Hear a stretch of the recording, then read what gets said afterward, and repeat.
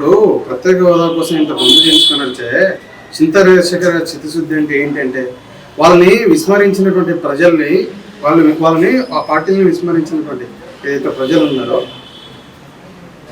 అదే ప్రజలు సంపూర్ణ మద్దతుతో మా నాయకుడు నువ్వు మమ్మల్ని ఏడు పాలించు అని చెప్పేసి విశ్వాసంతో అందరం ఎక్కినటువంటి విశ్వాసాన్ని చూడాలని వారిని విమర్శించకుండా ప్రజల విశ్వాసాన్ని చూడనటువంటి పార్టీలని మీరు వద్దు మమ్మల్ని ఏలడానికి మీరు సరిపోరు మీరు అన్నారు ఇందాక తెల్ల చొక్కాలు వేసుకుని ఓట్ల కోసం ఇది చేశాడని చెప్పేసి గమనించి ప్రజలు వాళ్ళని పక్కన పెడితే వాళ్ళ మీద పడతారు కానీ చింతారాశులు మెడల్ నుంచి ఎట్లయినా ప్రత్యేక హోదా తీసుకొచ్చి గిరి వద్దు రాసి ఇచ్చినాడని చెప్పేసి మీరు ఎంతసేపు చంద్రబాబు నాయుడు గారి గురించి చంద్రబాబు నాయుడు వైఖరి ఈ రోజు ప్రత్యేక హోదా మీద ఏంటి మాకు బీజేపీ మెడల్ ఉంచుతా అని చెప్పేసి పోరాటం చేయాలన్న వ్యక్తి ఖాళీ నేను అడుగుతా ఉన్నా అడిగితే వాళ్ళు ఇచ్చే తీసుకోవాలి లేకపోతే లేదు అనేటువంటి ఇదేంటి మీరు అంటున్నారు ప్రజలు సొసైటీని డివైడ్ చేసిన విపక్షాలు జగన్మోహన్ రెడ్డి ఇప్పటికీ ప్రత్యేక హోదా కావాలని అంటున్నాడు. పోరాటం కావాలి అనడం వేరు పోరాటం వేరు.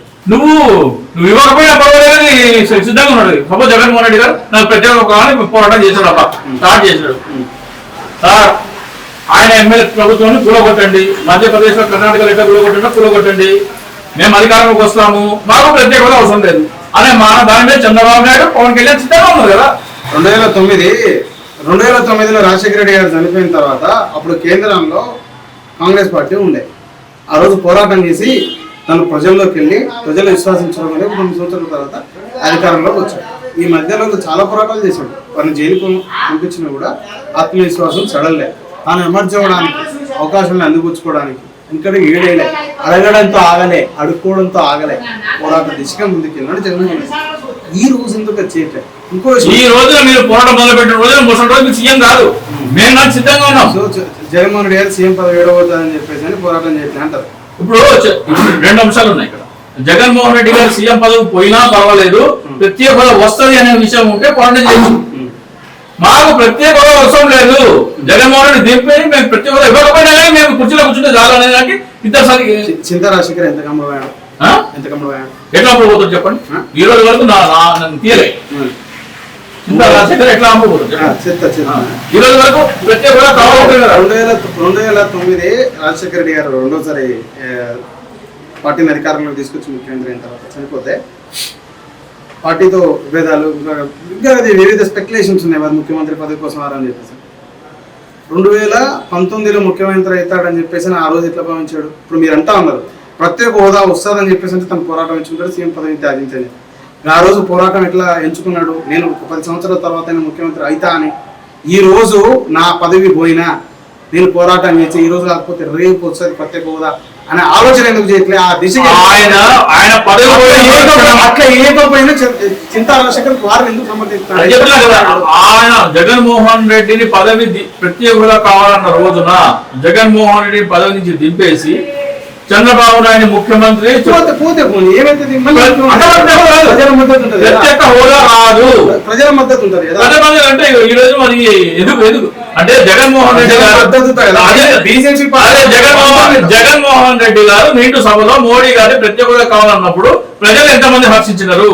కాంగ్రెస్ పార్టీ ఏమన్నా మాట్లాడింది? ప్రజలకు హర్షించలే యాక్సెప్ట్ చేయట్లేదు. ప్రజలు హర్షించినప్పుడు ప్రజల కోసం లేనప్పుడు మళ్ళీ ఎందుకు మీరెందుకు అంతగానో ఆటపడుతున్నారు? నాకున్నది వస్తుందని ఆశ ఉన్నది, కావాలనే పట్టుదల ఉన్నది. నేను నా పోరాడతాను. అది పిచ్చోడు నువ్వు అనుకోవచ్చు కానీ నేనైతే పోరాడతాను. ఓకే, ఇప్పుడు వచ్చారు మీరు. మొత్తానికి జగన్మోహన్ రెడ్డి గారికి ప్రజల దాని మీద ఆకాంక్ష లేదు, అందుకని ప్రజల దాని మీద ఆకాంక్ష ఉన్నది. కానీ ఆ దిశగా చేపడితే ప్రత్యేక హోదా రాదు, జగన్మోహన్ రెడ్డి పదవి కూడా పోతుంది. ఒకవేళ తను దిగిపోతే ప్రత్యేక హోదా వస్తుందని కనుక జగన్మోహన్ రెడ్డి అనుకుంటే పోరాటం చేస్తారేమో. కానీ ఇక్కడ పరిస్థితి ఎట్లా ఉన్నాయంటే ఎప్పుడైతే జగన్మోహన్ రెడ్డి గారిని దింపేసినారో మాకు ప్రత్యేక హోదా లేకపోయినా పర్వాలేదు అనే స్టేట్మెంట్ తోనే వీళ్ళు అధికారంలోకి వస్తారు. ప్రజలు నష్టపోతారు, తను నష్టపోతారు. తన కనుక అధికారంలో ఉంటే రాబోయే రోజులు అట్లా జరిగితే జగన్మోహన్ రెడ్డి గారికి ప్రజా మద్దతు లభించదా? మళ్ళీ ఒకసారి ముఖ్యమంత్రి కావడానికి అవకాశం ఉండదా? జగన్మోహన్ రెడ్డి గారు ఏమన్నారు, వారు సంపూర్ణ మద్దతు వచ్చారు కాబట్టి వచ్చేసారి ఈసారికి అవకాశం లేదన్నారు. రాబోయే రోజుల్లో ఖచ్చితంగా బీజేపీ బలహీన పడితే అప్పుడు తను ముఖ్యమంత్రిగా ఉంటాడు, రాష్ట్రానికి ముఖ్యమంత్రి తీసుకొచ్చే అవకాశం ఉంటుంది. అది బహుశా జగన్మోహన్ రెడ్డి గారి వ్యూహం కావచ్చు. ఇది చిత్తశుద్ధి లోపించినట్టు అనిపించదా? కాదు. ఇక్కడ ఎక్కడ ఉందంటే ఆంధ్రప్రదేశ్ ప్రయోజనాలన్నీ కాలరాసే దుర్మార్గులు రాజకీయాలు ఉన్నారు కాబట్టి, ప్రత్యేక హోదా లేకపోయినా కానీ నీతో నేను పొత్తు పెట్టుకున్నానే దుర్మార్గులు ఉన్నారు కాబట్టి, మాకు ప్రత్యేక హోదా లేకపోయినా పర్వాలేదని బాండ్ పేపర్ మీద రాసిచ్చే దుర్మార్గులు రాజకీయాలు ఉన్నారు కాబట్టి, రాష్ట్రాన్ని వీళ్ళు ప్రజలు రెండు ముక్కలుగా విభజించారు కాబట్టి, ఆ ప్రయోజనాలని రాష్ట్ర ప్రయోజనం కావాల్సే దుర్మార్గ శక్తులు ఉన్నాయి కాబట్టి జగన్మోహన్ రెడ్డి దగ్గర వేరే అవకాశం లేదు. ఉదాహరణకి కాంగ్రెస్ పార్టీ జగన్మోహన్ రెడ్డి గారు మోడీ సభలో అడిగినప్పుడు కనీసం కాంగ్రెస్ పార్టీ, ఆంధ్రప్రదేశ్ కాంగ్రెస్ కానీ సిపిఎం కానీ మోడీని అడిగినారు. ఈ అడగడంతో సరిపోదు, పోరాడాలి, అడిగినందుకు మేము అక్నాలెడ్జ్ చేస్తున్నాం, ఒక స్టేట్మెంట్ ఇవ్వని దుర్మార్గ రాజకీయాలు ఉంది. ఆంధ్రప్రదేశ్ ఎట్లా బాగుపడుతుంది? వాళ్ళ ఎన్కేసుకు వస్తున్నారు కానీ వాళ్ళ ఎన్కేసు వస్తే కాదు, ఇది తమిళనాడులో జరుగుతుంది. 2014 నుంచి 19లో ప్రతిపక్ష పార్టీలో ఉన్నప్పుడు అడగడంతో సరిపోదు, పోరాటం చేస్తేనే మెడలు ఉంచితేనే వచ్చారని చెప్పేసి అన్నారు. ఇప్పుడేమో అడిగితే సరిపోతుంది, వాళ్ళు అడిగిన దానికి సమర్థించితే సరిపోతుంది, మనసారా అని చెప్పేసి మాట్లాడితే సరిపోతుంది అని చెప్పేసి అంటాం. ఈ మాటలతో పనులు అవుతాయంట. సమాధానం చెప్తా. 2014 నుంచి 19 వరకు జగన్మోహన్ రెడ్డి ఏంటి ప్రతిపక్ష నాయకుడు. ఇప్పుడు ఈ గాడి రాష్ట్రం అంటారు, నేను సంఘనాగుతున్నారు అంటున్నాను, నేను బీజేపీ సంఘనాగుతున్నారు. ఇంకా కేవలం లేకపోతే నేను వేరేది మాట్లాడతాను. ప్రతిపక్ష నేతగా ప్రత్యేక హోదా వద్దు, ప్యాకేజీ చాలు అంటే ఆయన ఏం మాట్లాడాడు? చంద్రబాబు నాయుడు చొక్కా పుచ్చుకున్నారు. వీళ్ళు పుచ్చుకోవడానికి జగన్మోహన్ రెడ్డి చొక్కా. నేను మాట్లాడాలా? చింతా రాజశేఖర్ ఒక ఓటర్ మాట్లాడాలా? మీరు జర్నలిస్ట్ పోయి అడగరా? మీరు జగన్మోహన్ రెడ్డి పెట్టి మెడల్ వచ్చి తెస్తాను ఏమైంది అని మీరు మాట్లాడారు.